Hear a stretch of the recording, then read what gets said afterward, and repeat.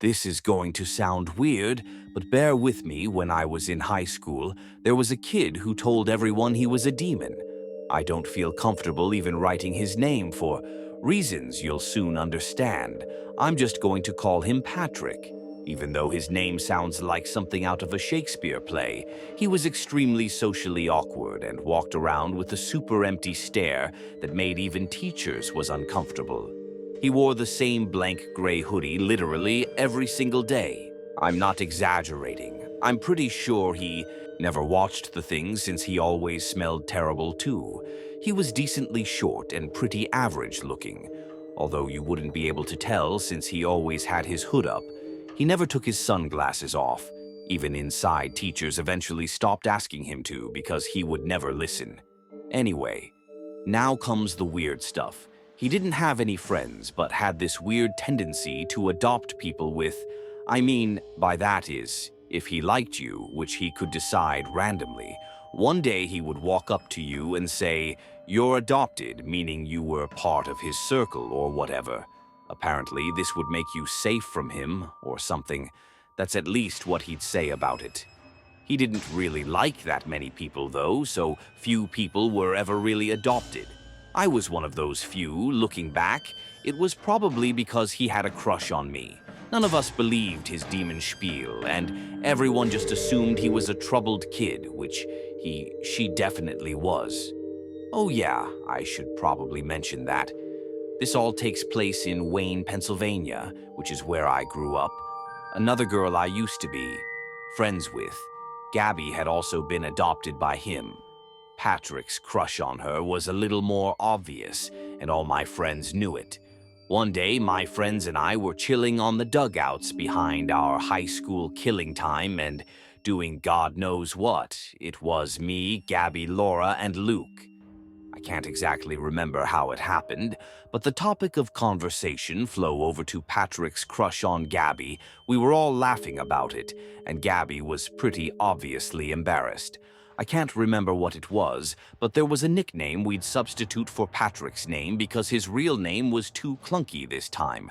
Though I distinctly remember Laura using Patrick's real name the third time she said it.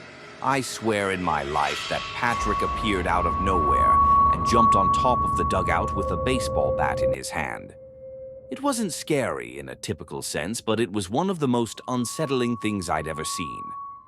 Up until that point, we quickly stopped talking, nervous that he might have overheard us talking about him. He didn't say anything, though, and just stared at us. I gave him a little wave, and he nodded in acknowledgement at me before jumping back down to the ground and swiftly walking away. After we were sure he was gone, the four of us burst into laughter, finding humor in how weird the whole encounter was. On the inside, though, I was still a little disturbed. The next incident I can remember was significantly more creepy and impossible to laugh about. I was literally in Laura's house, and the two of us were hanging out in her room. Her parents were home.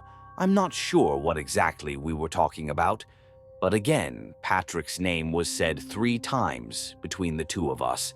Not 10 minutes later, we heard Laura's front door slam shut. Confused, we went downstairs to see if one of our other friends had decided to pull up. Laura was friends with everyone, and her parents were super chill, so people came and went unannounced when it came to her house. Laura's mom had beaten us to the door, though we turned the corner of the living room and stared in shock at Patrick, who was just standing there talking to Laura's mom. She asked him what he was doing there, to which he literally replied, "I was summoned." Laura's mom made some small talk with him before politely asking him to leave, which he silently did. The reason why more alarm bells weren't going off was because Laura's mom actually knew Patrick and pied him. Laura and I weren't as calm about the situation, though. As we walked back up the stairs, we talked to each other with horrified faces about how creepy that was. A few minutes later, we made the connection between the two events. He seemed to pop up when his name was uttered 3 times. I know how ridiculous this sounds, but we had both witnessed 2 unexplainable events and knew Patrick's history of claiming to be a demon. How else could someone else rationalize what had taken place? We told all of our friends about the incident the next day, and our friend group swore to never say his name. 3 times in one conversation again. Things were going well for a few months, and I started to think that maybe I had overreacted. That is until one day when my same group of friends were hanging out at my other friend, Johnny's house. We were chilling on his back deck when the topic of conversation again found itself concerning Patrick. Despite all of our efforts to convince him, Johnny refused to believe what we told him about Patrick. Even after confirming the story with the entire group, he was still skeptical to display his disbelief. He jokingly used Patrick's name 3 times in the same sentence to our dismay, when nothing happened. He grinned and told us we were stupid to believe something so ridiculous as annoyed. As I was, part of me was relieved that he hadn't shown up. I spoke too soon, though, because a few minutes later, Patrick jumped over Johnny's backyard fence. Johnny noticed him first and stopped speaking. Mid-sentence, the rest of us followed suit and went dead, silent, nervous about what Patrick might do. This time we watched as he stared at us for a few seconds before jumping back over the fence and disappearing out of sight. Johnny started freaking out and accused us of conspiring with Patrick to scare him. We told him that we literally begged him not to say anything. We sat in silence for a while before Johnny eventually told us all to go home, clearly shaken from the experience. The last experience I had concerning Patrick was definitely the scariest and most disturbing. It was the only one where I felt like my life might have actually been in danger a few months after the incident at Johnny's house. I was home alone one night. My parents rarely left the house back then, so this was a rare occurrence. I decided to take advantage of the situation and invited a boy over whom I'd been talking to. He was kind of a toe, but so were most of the guys I was talking to at that age. We were hanging out in my room, and it was lightly raining outside. After a while, he mentioned something about Patrick, which made me visibly cringe. He got confused, so I explained the situation to him. He burst out laughing and told me he was going to say Patrick's name to scare me. I begged him not to, but he did it anyway. Only this time, he didn't just say it. He literally screamed Patrick's name 3 times at the top of his lungs. There was no delay this time. The moment he finished yelling, I could hear the rain instantly pick up. Outside, a few seconds later, there was a flash of lightning. I started to freak out. The guy I was with actually seemed sorry and told me it was probably just an extremely unlikely coincidence. I cursed him out and ran to my window to look at the storm. I glanced down to look at my driveway and screamed when I saw a silhouette of a person looking up at my window. It was too dark and stormy to know for sure, but I was 99% certain that it was Patrick. I shut the blinds and rushed downstairs to make sure all the doors were locked. After locking the back door, I saw that person again, only this time he was standing motionlessly in my front yard. I felt a panic attack coming on, and I knew Patrick was going to find a way inside my house. I started screaming, but I'm adopted over and over again, hoping that would do something. I know there was no way he'd have been able to hear me, but my brain was all over the place. At that point, the guy I was with ran down the stairs a few seconds later and picked me up off the kitchen floor in an attempt to comfort me. I looked out the window again, and he was gone. The storm was still coming down like crazy, though, but it's not like I was going to search the property anyway. The next morning after that guy had left, I went out to inspect my yard. To my horror, I found something sinister in the far corner of my backyard. It was Patrick's hoodie, and wrapped inside of it were a couple random belongings of mine that I assumed I lost. My parents were gone another day, and I was too scared to call the police. I figured I'd show my parents what I had found after school the next day, and they'd take it from there. I never had to. Though the next day, Patrick didn't show up to school. He didn't up the day after that either. None of us ever saw him again, and no one knew what happened to him. My parents still live in the same house, which is something I think about a lot. I know this isn't your typical scary story, but I'm not sure where else to vent about this. A few people from school told me They caught Patrick hiding and eavesdropping on their conversations, which could explain how he was able to show up out of nowhere as I've grown older and thought back on the whole thing. I think what makes the most sense is Patrick was just a mentally ill stalker who followed me and possibly other girls around. Hence why he was always able to appear when his name was brought up. It skees me out just imagining him following me around all over the place, listening to me. I don't even want to wonder where he is. Today I'm from Denver. This happened a few years ago. My friend Mike and I were heading to a dinner party. One snowy Saturday evening, we decided to stop at a liquor store before heading to the party. It was honestly a pretty annoying detour with the snow coming down, but we didn't want to show up completely empty-handed. We picked out some local craft beers and a bottle of whiskey and made our way back to the car. I remember the snow started to pick up around then, but it was nothing we weren't used to. He ran back into the liquor store to grab a pack of Zins, his latest nicotine fixation. I remember being annoyed about that because I was the one driving and didn't have the best car. The snow at the time, after a few minutes, he emerged from the liquor store and hopped in the car. I immediately pulled out of the parking lot, and we were back on our way. The snow was falling even heavier now, covering the roads in a thick blanket of white. The drive to the party was supposed to be straightforward, about 20 to 30 minutes, through familiar suburban neighborhoods. Things in my life are never as easy as they seem, though the snowstorm had other plans, turning what was supposed to be a relaxing route into a treacherous journey. Let me just say I'm not a great driver as is, and the car slipping every 10 seconds didn't help matters. After a tense few minutes driving uphill, I turned a corner and was met with a sight no one ever wants to see. In the middle of the street was a stopped car. Its hazards were flashing ominously, cutting through the falling snow like distress signals. Both the driver's and passenger side doors were open. I was tempted to just drive around it and continue on my merry way, but Mike instructed me to stop. Judge me if you want, but I'm not your typical good Samaritan. I've been through way too much BS in my life that has ultimately resulted in a distrust in strangers. I typically default to. I told him we were late, but he urged me to stop with a concerned voice. Mike had gotten me into trouble before with his childlike curiosity, but this was different. Someone could be in trouble. Reluctantly, I stopped the car and the two of us sat in emotionless silence for a few seconds. Mike asked if we should check it out, which I told him was what we were doing. He rolled his eyes and told me watching the car from through the windshield wasn't going to accomplish anything. He was kind of right. I really didn't want to get out of the car, though. Nervous about the situation, I asked him if he'd just wait a few more minutes, which he reluctantly agreed to.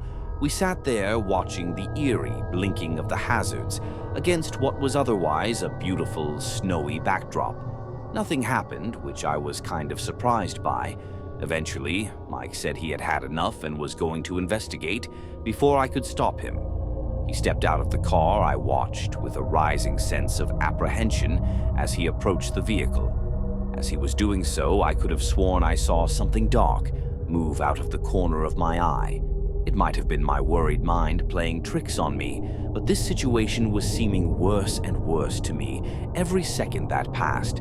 Not even 10 seconds later, I thought I saw the car jolt a little, like something had moved in the trunk or back seat again. Maybe my mind was playing tricks on me, but I didn't care. I made a quick time decision and slammed on the horn. Startling Mike, who had been inspecting the inside of the vehicle, he understood what I was communicating and sprinted back to the car. I drove off immediately and told him my suspicion that the whole thing was a trap. He was pretty annoyed when I told him I didn't have any actual proof, but I responded in a firm voice that I wasn't going to risk my life for someone who could easily call for help. The rest of the drive was pretty tense, to be completely honest. He was the type of guy to hold the grudge longer than most. We arrived at the dinner party and things were finally normal. Again, we were there for several hours, and Mike and I had all but forgotten what happened earlier. After a nice dinner and an enjoyable time, catching up with old friends, our host turned on the TV to give some departing guests an update on the snowstorm. He flicked over to the local news, and what I saw was actually horrifying. The police were issuing reports of a stolen vehicle that had been jacked not even 2 hours earlier. They were circulating a spoken account from the victim, which went something like this. A woman was driving her teenage son home from a friend's house when she noticed a car in the middle of the road, hazards on and doors open. The two approached the car to see if someone was in distress, and as they did, two men sprung out from behind a snowbank, and another emerged from the trunk of the vehicle. They held the woman at gunpoint and forced her to turn over her keys. They promptly sped off with the stolen car, along with the one that had been used in the trap. I stared at Mike with a look of pure fear. That could have been us. The two of us told the rest of the party what happened earlier, and that quickly put a damper on the general atmosphere, but people were eating the story up. The worst thing about this experience is that I'm even more distrusting of strangers than I previously was. I often think about how many people I would have otherwise helped out in a time of need had I not experienced such a meticulous trap. The series of events I'm about to recount happened over 30 years ago during my early childhood. Forgive me if some details are shaky, but I'll try to remember as much as possible. I was around 10 years old. My extended family was massive at that age. It was hard for me to remember the faces of all my relatives, let alone their names, at every family gathering. I was introduced to someone whose face I didn't recognize. Even though they all seemed to recognize me, my dad was one of 9 children, so I had 8 sets of aunts and uncles on his side, alone. My grandparents on my dad's side were extremely well off and had a massive beachfront property which was communal along my dad and his siblings. I don't know its exact dimensions, but I'm pretty sure I could sleep over 30 people. Because of this, my family would often spend entire chunks of the summer down there. Both my parents had jobs that allowed them to either work remotely or spend a lot of time away from their offices. My dad's siblings and their kids would do the same. There was rarely a time when it was just our family at the beach house. I got along with all my cousins and preferred spending time at the beach house rather than at home, since I was closer with some of my cousins than any of my hometown friends. I liked a lot of my aunts and uncles too. My favorite, by far, was Uncle Joseph, who was the father of my cousin Brandon. Brandon was honestly kind of antisocial, and we didn't really play that much together.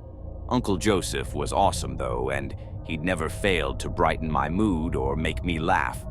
In addition to being great with kids, he was a licensed therapist and psychiatrist, and was often who I'd turn to in times of need.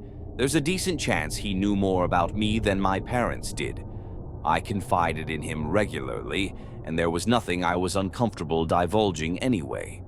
That summer, I began having tremendously graphic and disturbing nightmares. As far as I can recall, there weren't any common themes between them. They'd all just be about something psychologically taxing, like a family member dying or being alone forever, or something along those lines. I wish I could provide more details, but I've long since purged my mind of those horrors.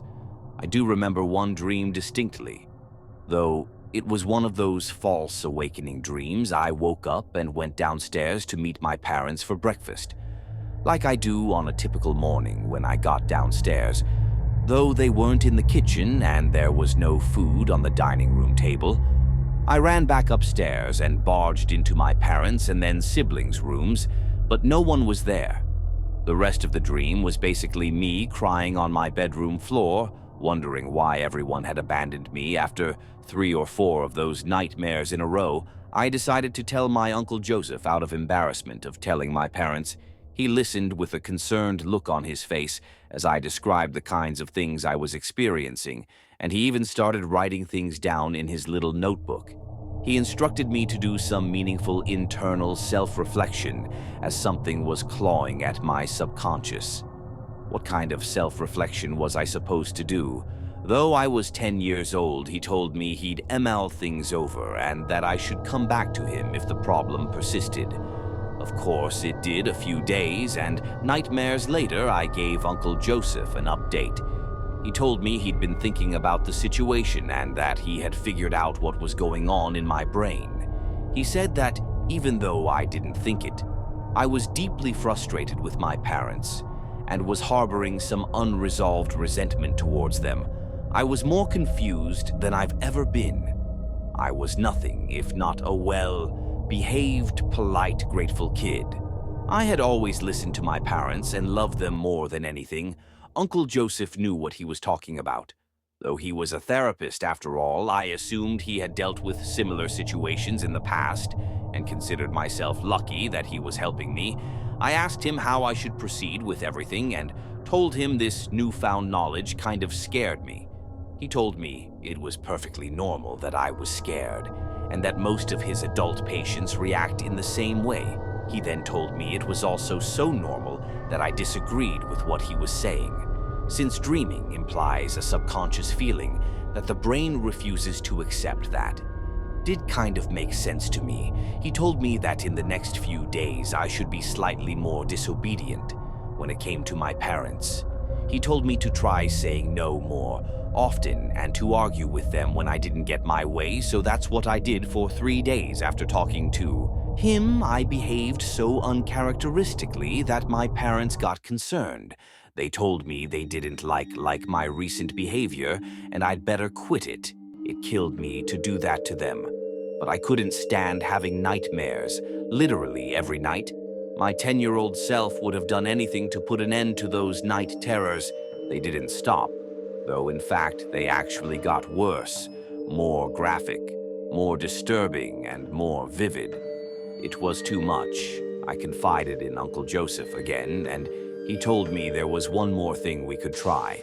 I begged him to tell me what it was, but he seemed hesitant. After a few minutes of pleading, he revealed what the thing was. He said, my brain was too mature for my young body, and that I needed to set it free. Obviously, I had no idea what he meant by that. He told me if I had one more nightmare, he'd tell me what I had to do. I went to sleep, terrified that night. I didn't want to set my body free, even if I didn't know what he was talking about that night. I actually woke up before having a nightmare. In the several days that this had been going on, I had never woken up before having a nightmare. This was new for some reason, though I was scared to move or even breathe loudly. It wasn't sleep paralysis, but I was scared out of my mind. I stared at the wall in that same position for a full minute, not quite sure what I was doing. The next thing I heard was something I will never forget, no matter how hard I try, whispering right next to my ear. Uncle Joseph's whispering. I was sure of it. I turned over and screamed, which sent him flying back. He quickly left the room and shut the door. I sat there in a cold sweat. Part of me thought I was still having a nightmare. Instead of going back to sleep, I ran to my parents' room and told them everything. I told them about the nightmares, about Uncle Joseph, about everything. My dad didn't waste a second. He stormed into Uncle Joseph's room and confronted him. My uncle obviously denied everything, but my dad was a big dude and could easily push him around. A fight broke out between them, and my dad snatched the satchel Uncle Joe carried everywhere. Uncle Joseph promptly gathered up his things and basically ran to his car. My dad started going through the satchel, and what he found was sickening. There were pages and pages of dream-related things, both handwritten notes and printed articles. Articles about inducing dreams, specifically nightmares, personal notes about different techniques, previous data, and types of experiments. It was horrific. Uncle Joseph was eventually AR'd as the police found some even more suggestive things on his computer. I'm not going to go into full detail, but I'm sure you could piece together what they found. Based on Uncle Joseph wanting to set my body free, I never saw him again. I don't know what happened to him long term, since my parents never liked talking about the situation, at least around me. Sometimes I kick myself for being so naive about the whole thing, but there's nothing I can do about that now.